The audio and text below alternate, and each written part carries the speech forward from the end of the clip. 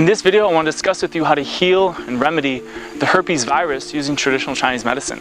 Now, herpes are generally classified in a few different types of variations. There's herpes simplex 1, 2, and then there's the zoster variety, which is otherwise known as shingles.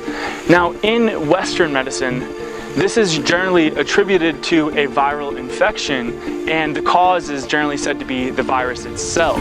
However, in Eastern medicine, particularly Chinese medicine, the cause of a viral infection like herpes is actually more so attributed to a weakened immune system and depleted Jing and Qi, which basically sets the stage for a viral domination. And so this is a very important difference to be aware of, is that in Western medicine, if the virus is just the cause, then that sort of makes you an effect or a victim to a viral infection, and at that point you can really just be sold a medication or some sort of drug or antibiotic or antiviral medication to wipe it out.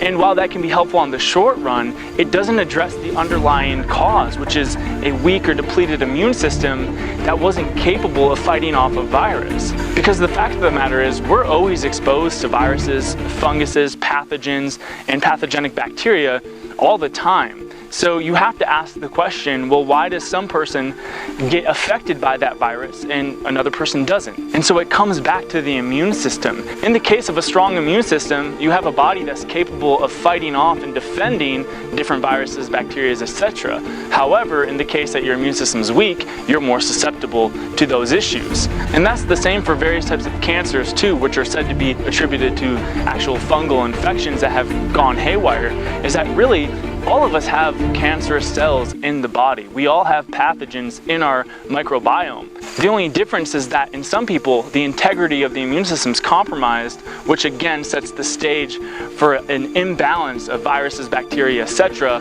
where the body's more susceptible to basically being dominated or overthrown by said bacteria, virus, etc. So the real solution then to overcoming herpes, and this isn't something that's generally in the public domain, in fact it's sort of suppressed. That way, if there's no cure, then the only solution is a potential drug or potential surgery or something. So in my perspective, there's a little bit of money agenda that's pushing this idea that these things aren't incurable, etc., and the only solution is a drug. And while you have to understand, it's partially true that herpes isn't curable. But here's the thing to understand. It's just going to be dormant in your body. And for most cases, we always have pathogenic bacteria, cancerous cells, etc. that are dormant within the body. They're part of the life cycle. They're part of that ratio of probiotic bacteria to pathogens in the body. The only difference being, as I've said a couple times already, is that if you have a strong, healthy, robust immune system, they're not going to become active and they're not going to manifest symptoms in your body, and they're not going to create disease in your body. And I'm not referring to being asymptomatic, where you have a virus infection or cancer in your body that just isn't showing symptoms but still causing biological harm. I'm simply pointing out that right now, even in a healthy microbiome, a person has about 20% of pathogenic bacteria that keeps things in check. They're the garbage men of the body. Essentially, at one point in time, they will be responsible for decaying the human body to keep the cycle of life going, feed the organisms in the soil. So viruses are obviously a little bit different of a story than pathogenic bacteria. However, what they have in common is that they are opportunistic. They just seek the opportunity to overthrow a weak immune system. So in other words, the opportunity that they're looking for is a very weak body that's already sort of on its way out. So that's the thing we got to really change in our perspective, is that these aren't invasive viruses. They're opportunistic. They just look for the most ideal environment. So we need to ask ourselves the question, well, what's so ideal about our body as a housing or a host situation or a host environment for said virus or bacteria? Now, with all that being said, let's get into the specific variations of herpes from a traditional Chinese medicine perspective and what we can do to build up the immune system, build up our qi, and essentially have that virus die off and go into a dormant state and no longer affect the body in a negative way. So now the most common form of herpes is herpes simplex, which is basically a cold sore. It is said that 80% of people have herpes simplex. However, in some people, as I've mentioned, it's just not active, so they don't experience any symptoms. It is also postulated that the herpes virus is actually inculcated in the immune system at birth, when the child's immune system is very weak and when the body is otherwise asymptomatic, so it doesn't show symptoms of the virus. And then somewhere later in life, when the immune system becomes weak, whether that's during stressful teen years where the hormonal system's shifting, or whether that's a stressful period in life, or when you become an elderly person and your genes sort of depleting. And that's when all of a sudden the symptoms will manifest in individuals. Keep in mind, if and when their immune system becomes weak enough to where it's dominated by that virus. Now, in Chinese medicine, herpes simplex is basically characterized as an issue of toxic heat, along with an issue of dampness. And basically what that means is that anything with a characteristic of pain and inflammation is indicating heat or fire in the body. So a pathogen, a virus, or an accumulation of toxicity via diet, lifestyle, etc. And basically what this does is it triggers the immune system to have an inflammatory response, because it generally looks at any form of toxin as an invader, a sort of pathogen, and then what it'll do is it'll trigger that immune response, and that generally is followed by inflammation, which causes heat. And that response in Chinese medicine is really intended to burn off the pathogen. So a healthy amount of heat, when you're experiencing that, is actually your immune system fighting the pathogen. So in the case that you have a viral infection or you have a toxic burden, experiencing some heat is actually a good thing on the short term, because it's your body's way of saying, hey, you have something that's not right inside your body, we're trying to burn it off for you. And that's really what a fever is, or generally any heat in the body. So any signs of heat in the body, especially so herpes, is just saying that you have some sort of a foreign invader in your body and your immune system's responding. Now the problem is when that issue is chronic. So if you're constantly bombarding your body with toxins, or you have a persistent viral or pathogenic infection and you're constantly experiencing heat all the time, well, that is an issue of chronic toxic heat or fire in the body, otherwise known as chronic inflammation in the Western world. So that is the problem that we don't want to experience. In the case that you have, sort of acute heat, short term, your body's fighting a pathogen or a viral infection. Additionally, Chinese medicine views herpes, especially cold sores and genital herpes, as a condition of dampness or phlegm or mucus within the body. And that's referring to the mucus or pus that forms around the sore, whether it be the mouth, the eye, or the genitals, that's following the inflammatory response. So ultimately, what we want to do to remedy an issue of herpes, be it cold sores, genital herpes, or even shingles, is manage toxic heat. So bring down the toxic heat, also remedy the issue of dampness. Additionally, what we want to do for all three types of herpes viruses is bring up the immune system and bring up the qi. That way, ultimately, your immune system is strong enough and resilient enough to fight off any viral infection on its own. And that's really the long-term solution. The solution, or the quote-unquote cure to any disease, especially a pathological disease, is to make your immune system incredibly strong. If you have a very strong, robust immune system, then no virus, bacteria, or opportunistic pathogen is going to be able to thrive and live in your body. It will just be too healthy for it to do so. It'll be constantly outnumbered by antibodies, by immune cells, and by probiotic bacteria. So some simple things you can do to eliminate the toxic heat would generally be to eliminate the toxic heat that's usually accumulating in the liver. That is generally where the source of heat accumulates within the body, and it opens up to these different areas because the liver has a qi channel to the skin. So you'd want to utilize herbs like schizandra, Chinese bitters, milk thistle, and other herbs that clear toxic heat from the liver, like reishi and chaga. These are strong antiviral herbs. These herbs are immunomodulatory herbs, and they specifically, in their natural properties, remove toxic heat from the body. So these are just a few herbals that might be recommended for managing the toxic heat and bringing down, again, that inflammation and that flare-up. This will also somewhat help manage the damp heat. However, you might also want to add white attractaloids to that herbal concoction to help dry up that damp heat. Now from there, the long-term goal is obviously to never have flare-ups again. Get rid of the flare-ups. As I said before, a flare-up is usually just coming about because of a time of weakened immune system function and generally a high stress load in the body. So now all of a sudden that virus has an opportunity to come alive and cause these issues. So the long-term goal again is going to be invigorate and strengthen that qi energy and build up the strength of your immune system and your circulatory system, so that way your body can effectively fight off viruses and eliminate the toxic byproducts from eliminating those viruses from the circulatory system. So the general advice for that is going to be eliminate all otherwise unhealthy habits. Anything that drains your vital chi energy, so anything that depletes you of energy, that makes you exhausted, makes you tired, makes you feel stressed out, unhappy. All these sort of lifestyle patterns, which are generally otherwise sort of self-sabotaging patterns, like eating a crappy diet though you know you should be eating a healthy one, drinking alcohol excessively, smoking, doing drugs, staying up too late, and generally just not caring for your body. So again, these are just things that we all know what to do.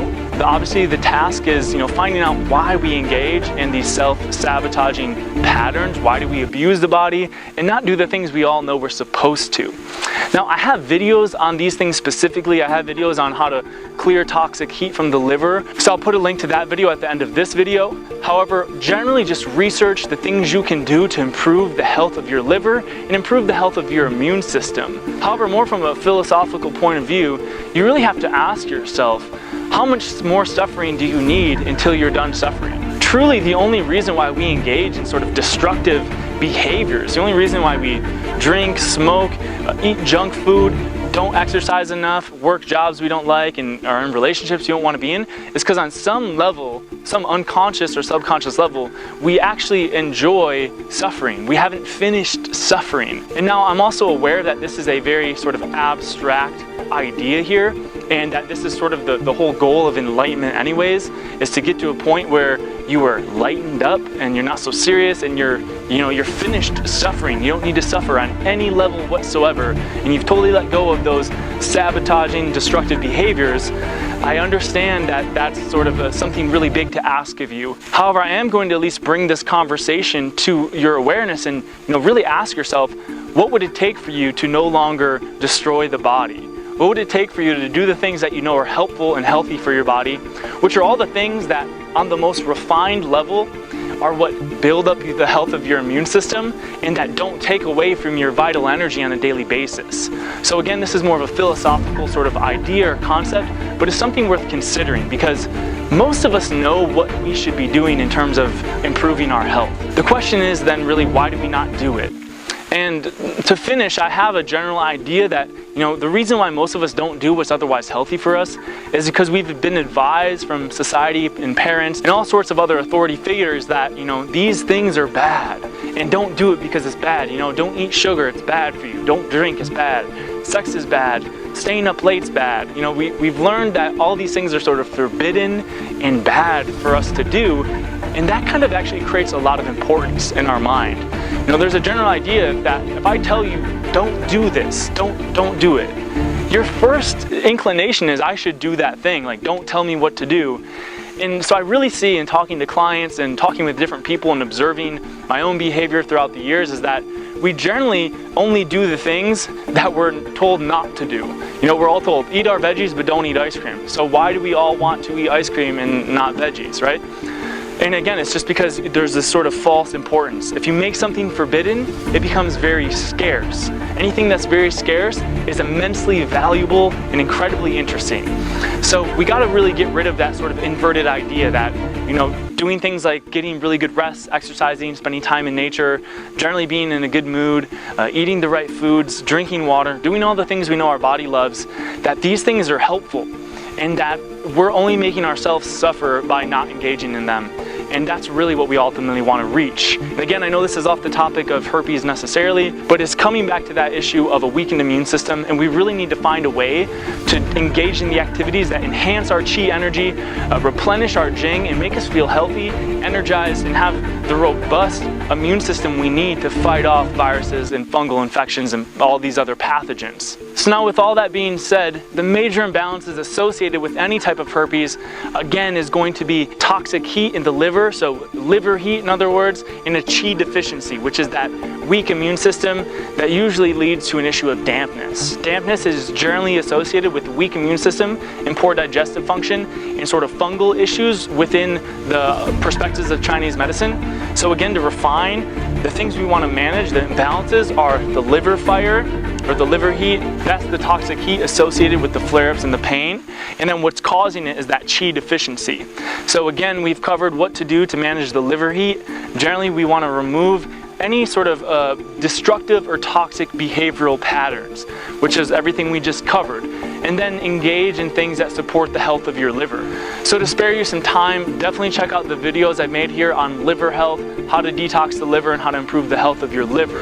And then looking at managing a qi deficiency, I'm going to make a video on how to invigorate and improve the qi energy, but just a brief on the concepts of qi. Qi translates to awareness. In Chinese medicine, it means vitality. Pretty much it's the awareness that you have flowing through your body. It's the life force of your body. In the practice of Qigong or Tai Chi is generally just using your focus, your awareness, to sort of bring in the qi that's all around us. So there's health everywhere. That's why we feel great when we're out in nature. We breathe fresh air. We get energy or health from the sun, from the ground, from food, from all these different natural elements, and also metaphysical elements like good emotions and good feelings and positive thoughts. And so the practice of Qigong is basically using your awareness to become aware of the positive energy around you, the vital energy around you, and moving your body to bring that into your awareness through your body, and use the art of moving your body to move the circulatory system and get that qi circulating through your whole body, not just in one area of your body. So again, really your qi, your Wi qi specifically, is referred to as your immune system. So bringing up the qi energy is again all those things that I mentioned that involve bringing up the health of your immune system. Good movement, good breathing, good circulatory health, healthy, proper, balanced diet, good fluid intake, proper rest, good sleep, good relationships, a positive mental attitude, and a free-flowing emotional body. So these are all the things that are generally associated with good health and vital qi. So those are things you'll want to do from a lifestyle perspective to improve your qi, or specifically your Wi qi, otherwise known as your immune system. Now, herbally speaking, I've already mentioned some herbs for clearing the toxic heat. Those are going to be herbs like chaga, reishi, schizandra, Chinese bitters, and milk thistle. These are all great detoxifying herbs and have sort of immunomodulatory and also antiviral properties specifically. However, some really great qi tonics would be chaga, which is both a qi tonic but a really great herb for clearing the liver heat and acting as an antiviral. Brings up the health of the immune system. So that's an herb that I'd recommend. If you're going to take one herb for managing herpes, it would be chaga. However, gynostemma and astragalus are also really great qi tonics as well. So now for a few final tips. One, on a very practical level, would be to obviously engage in a diet and a lifestyle that doesn't cause any accumulation of toxic heat in the body. So these are non-destructive, non-toxic lifestyles, a diet that won't cause excessive heat in the body. Specifically speaking, in terms of diet, an antiviral diet is going to be more of a cooling diet. So while Chinese medicine doesn't recommend the consumption of raw foods or cold foods, in the extreme case of being a person that has a high level of toxic heat in the body, so somebody with a viral infection, for example, or even someone with herpes or AIDS or cancer, these are body types that have incredible high levels of heat. And generally speaking, sometimes some people, like in Ayurveda, the Pitta type person is a more high-heated person. They're more prone to becoming imbalanced in the direction of heat. These are people that would specifically benefit from eating a diet that's more cooling. I don't recommend an entirely raw diet because that can cause dampness in the spleen and poor digestion. It can also lead to poor circulation in the body and weak stomach acid production. However, in the case that your body's already overly heated, a good antiviral diet would involve a diet that's probably at least 60% raw, and that also avoids the consumption of heating foods, especially alcohol, coffee, and chocolate. These are very high heat foods, along with other obvious heating foods like spicy foods such as chilies. These are foods you would probably want to avoid if you have a flare-up or a viral infection. And last but not least, and as I say in almost every video, you want to learn to manage your emotions. A person of good emotional health is not necessarily stuck in one motion or the other, so you're not just chronically enthusiastic or depressed or angry. You're going to be fluid. You want to be able to flow and move through the different emotions. Remember, emotions are energy in motion, so if you're stuck in one emotion, that means your qi is not flowing properly, and you're going to have some sort of issue somewhere along your body physically or even in your psyche. So it's not necessarily a good thing to just be enthusiastic. Chronically enthusiastic people are just as annoying and just as unaware as somebody who might be chronically angry. So we want to be able to have a good level of awareness so we know which emotions are appropriate, and we're also aware when our emotional state is becoming inappropriate, it doesn't match with the environment or circumstance, and it's not necessarily helping us anymore. So emotions are there to add to the richness of life, make us feel alive, and give us a life experience. So you want to be able to be fluid with your emotions, not stuck. You especially want to avoid high heat emotions like becoming angry, hostile, covertly hostile, frustrated. These emotions bring in toxic heat in the liver, and they can attribute more so to these toxic heat issues like herpes. So if you're somebody with a heat issue like herpes, manage those high heat emotions. So these are just a few tips from a Chinese medicine perspective on managing and potentially even healing herpes. If you're interested in learning more, I have an entire article that's very in-depth that you can find on our blog soon, so definitely check out our website. If you found this video helpful, definitely give it a thumbs up and subscribe to our YouTube channel. And for taking any of the herbs I mentioned here on this video, you can check those out by clicking the link below.